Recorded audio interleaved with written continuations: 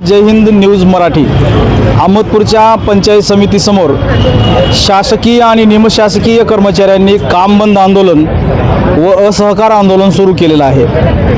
त्यांच्या काही प्रमुख मागण्या आहेत, आपण त्यांच्याकडूनच जाणून घेणार आहोत की त्यांच्या काय मागण्या आहेत आणि त्यांनी हे असहकार आंदोलन आणि काम बंद आंदोलन का सुरू केले। तर या संघटनेचे उपाध्यक्ष आपल्यासोबत आहेत, आपण त्यांनाच विचारूया। सर, आपण हे आंदोलन सुरू केलं, या पाठीमागं आपला उद्देश काय, म्हणजे कशाबद्दल बंद केले? सर, आमची मुख्य मागणी म्हणजे 4थ्या वेतन आयोगापासून आमची वेतन त्रुटी राहिलेली आहे।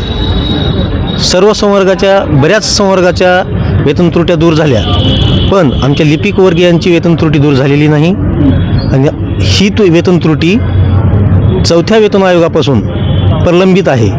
तरी आमची शासनाला एकच मागणी आहे की आमची वेतन त्रुटी दूर करावी। 1982ची जे पेन्शन योजना आहे जशाच तशी लागू करावी, ही आमच्या मेन प्रमुख अशा 4 मागण्या आहेत। यापैकी हे 2 मागण्या तरी आमच्या शासनाने मान्य कराव्या अशी माझी इच्छा आहे। आता हे जवळपास मला वाटते 6वा का 7वा आयोग चालू आहे। हो, तुम्ही 4थ्या आयोगापासून मागणी करताय, मग आजपर्यंत 6वा आयोग लागू होईपर्यंत तुमच्या त्रुट्या निघाल्या नाहीत का? 4थ्या आयोगापासून आज 7व्या आयोगापर्यंत एकही त्रुटी त्यांनी दूर केलेली नाही आमची।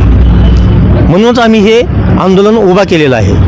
आमची संघटना मजबूत करून पूर्ण महाराष्ट्रामध्ये आज प्रत्येक पंचायत समितीच्या समोर आम्ही असहकार पद्धतीने आंदोलन करत आहोत आणि 23 तारखेच्या नंतर जर शासनाने आमची ही मागणी मान्य नाही जर केली तर आम्ही बेमुदत आंदोलन करणार आहोत। म्हणजे हे आंदोलन तुमचं असंच कायम राहणार आहे? कायम राहणार आहे। पंचायत समितीला येणारी जी सर्वसामान्य जनता आहे त्यांच्या कामाचं काय?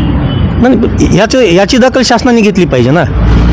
आम्ही जे उपासमारीवर मरतो याची पण शासनाने दखल घेतली पाहिजे अशी आमची इच्छा आहे। आज रोजी तुमचा पगार काय? सर, आज रोजी आमचा पगार आहे, माझ्या हातात 35,000 पगार येतो माझ्या हातात फक्त। S6मध्ये आहे आम्ही आता। S6हून आमची मागणी आहे की S14 तरी आम्हाला द्यावं, का तर ग्रामसेवक असतील, तलाटे असतील, हे आमच्याबरोबरच होते, शिक्षक हे आमच्याबरोबरच होते। पण आज घडीला ते आमच्याबरोबर ज्यावेळेस 4थ्या आयोगाच्या वेळेस होते ते आमच्या पुढे गेले, तरी कमीत कमी त्यांच्या बरोबरीला आम्हाला घेऊन शासनाने गेलं पाहिजे असं आमची मागणी आहे। त्याच्यामध्ये तुम्ही इथं निमशासकीय आणि शासकीय असं केले, तर याच्यामध्ये निमशासकीय कोण आहेत? निमशासकीय जिल्हा परिषद कर्मचारी हे निमशासकीयमध्ये मोडतो आम्ही। शासकीय कर्मचारी स्टेट गव्हर्नमेंटचे जे कर्मचारी असतात ते शासकीय कर्मचारीमध्ये मोडतात। तरी दोघांनाही नियम एकच आहेत, जरी शासकीय निमशासकीय असतील तरी नियम दोघांचे एकच आहेत असं थोडं सांगा। आपण त्यांनाही विचारणार आहोत। नाव सांगा अगोदर। मनीषा मिरजकर, मी पंचायत समिती अहमदपूर या कार्यालयात वरील सहाय्यक या पदावर कार्यरत आहे। जी माझी लिपिक वर्गीय बांधव, जे माझे कर्मचारी इथं काम बंद आंदोलनामध्ये उपस्थित आहेत, त्यांच्या मागण्या शासनाने मान्य कराव्या ही माझी विनंती आहे आणि जुनी पेन्शन योजना जशाल तशी लागू करावी ही पण माझी विनंती आहे। शासनापर्यंत आमच्या बातम्या पोहोचावं ही मी पत्रकार भयांना मी विनंती करते आणि ते बातमी त्यांनी पोहोचू द्यावं। नाव सांगा। वर्षा भगत। तुमच्या मागण्या सांगा की। वेतन त्रुटी याच्यासाठी आम्ही 4था वेतन आयोग लागू करण्यासाठी व जुनी पेन्शन लागू करण्यासाठी आम्ही हे आंदोलन करत आहोत। आपल्यासोबत ग्रामपंचायत कर्मचारी म्हणून काम केलेले आणि पुन्हा आता प्रमोशनवर आलेले कर्मचारी आहेत,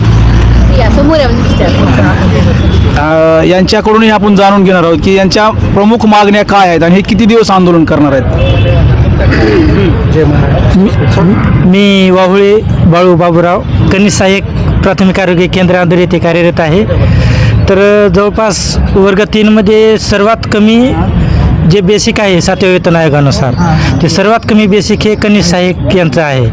तसेच जसे की शिक्षक, तलाठी, ग्रामसेवक आदी पदाचे 4थ्या आणि कनिष्ठ सहाय्यक क्लरिकल पदाचे जे मूळ वेतन होते हे 4थ्या वेतन आयोगापर्यंत सारखेच होते, पण त्यानंतर आज जवळपास 7वा वेतन आयोग संपत्त येऊन 8वा वेतन आयोग लागू शासन करणार आहे. तर आजपर्यंत कनिष्ठ सहाय्यकाचे बेसिक ह्या इतर पदापेक्षा कमीच राहिलेलं आहे.